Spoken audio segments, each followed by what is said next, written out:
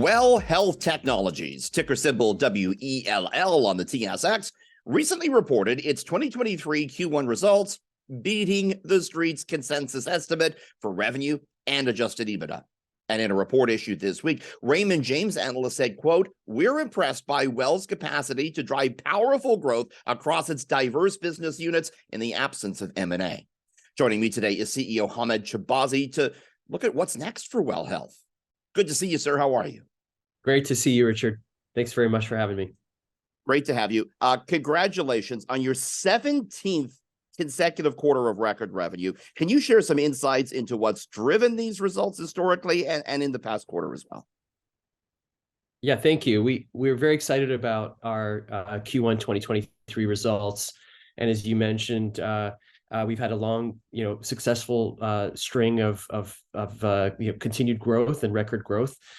We also had accelerating organic growth. And I think a big part of the success of our franchise here is the incredibly sticky and predictable revenue that we have. Well over 90% of our business is either highly reoccurring, as in the highly predictable results of our two-sided network of patients and providers, or truly recurring, as in scheduled or subscribed revenues.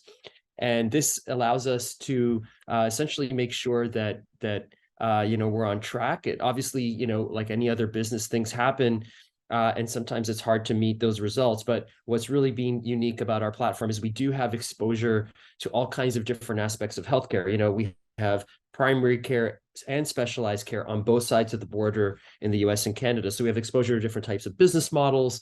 We have exposure to the US payer network, which has higher per unit economics than Canada.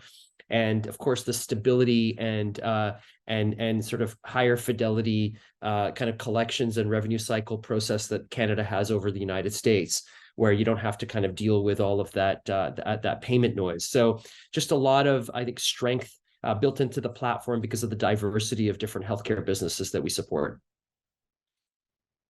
And where do you see Well's future growth coming from? Which part of the business excites you the most right now? Yeah. Well, look, the centrifugal force of Well is the healthcare provider, and we exist to tech enable and ameliorate the business of that healthcare provider.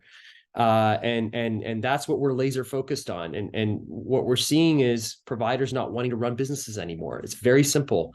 And so we have a digital platform, and providers can either acquire what they want and need from our digital platform and implement it themselves, or they can decide that they don't want to run a business anymore and they don't want to configure and manage technology, which is becoming a bigger and bigger part of their world every single day.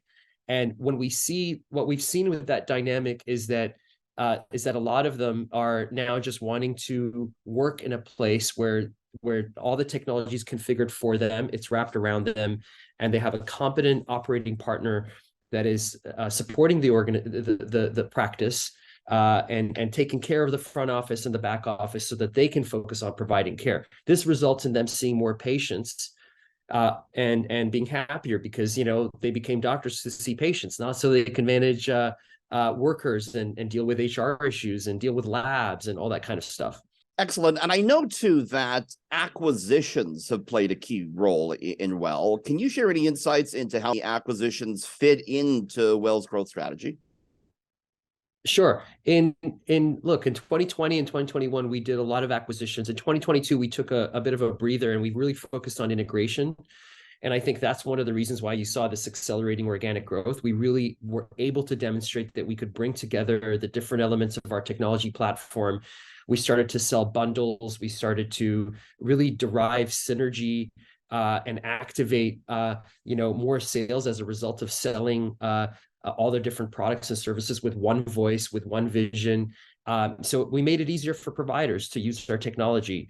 And I think that was a big reason for our growth. Now, M&A, as you know, we're a capital allocation company. We're never far from it. And so we did continue to have tuck-ins here and there. And in fact, today, we announced that we've acquired the Alberta operations of MCI One Health, another publicly traded company who was looking to raise funds to support their business.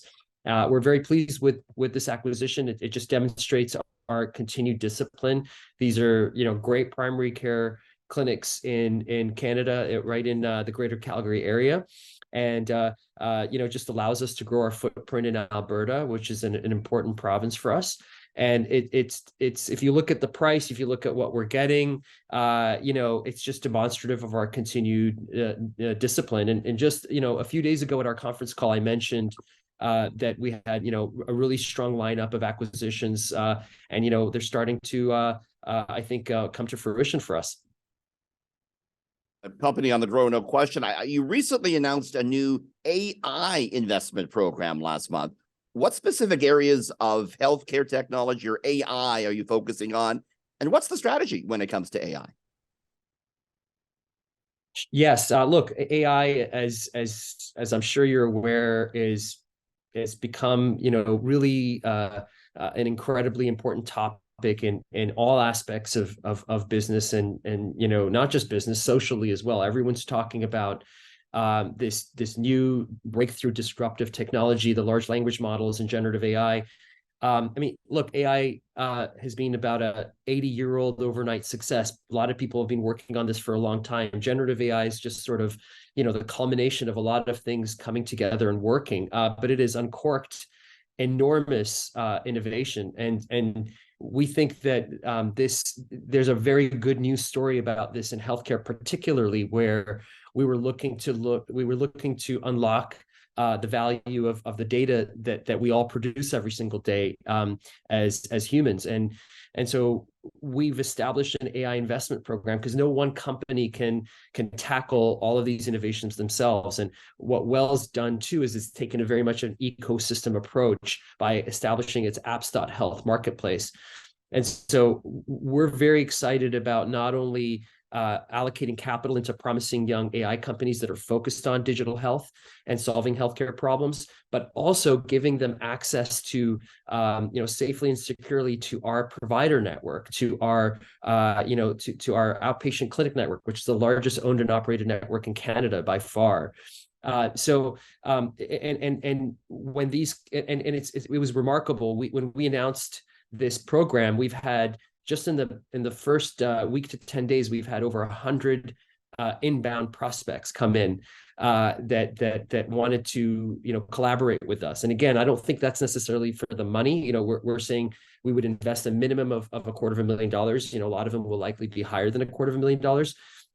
So it's not life-changing money, but our structural advantages and the benefits that we have in the Well network, those are extremely hard to come by. And I think you'll see us help some of these companies succeed, and they will help us drive more innovation that helps the provider. Right, speaking of this very interesting AI, I know your company just launched Well AI Voice. This is super interesting. Tell me what it is and the impact it could have on healthcare providers. Yeah, thanks for asking, Richard. Our providers are thrilled with this. We've had a number of our own Well providers testing this technology, and it really feels like magic to them. It's essentially an ambient AI powered scribe. So it's a service that, with the consent of the parties involved, listens to the conversation between a patient and provider, and then essentially condenses that into a medically relevant note for the chart files.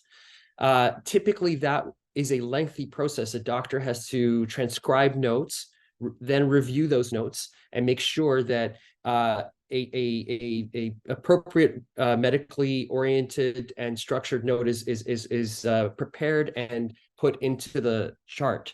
And that could take sometimes more time than the actual consultation time. And so we believe that on average, if it's used regularly and consistently, this can give providers back at least a third of their day. And it's just a game changer. And we have now gone into general release with this product.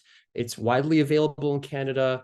It has been integrated into our EMR, which makes it even more valuable. Tools like this are going to start popping up, but if they are not integrated into your practice management system, then you have to kind of have data in more than one place and move that around a little bit, which makes it a little bit more difficult, especially with HIPAA requirements and regulations. So again, I think this is the first of many types of different products and services that allow doctors to place more emphasis and focus on the patient experience. Instead of having their head in a laptop and looking at you once in a while, they'll be looking at you and speaking to their practice management system. And I think this, think about it as Alexa for doctors.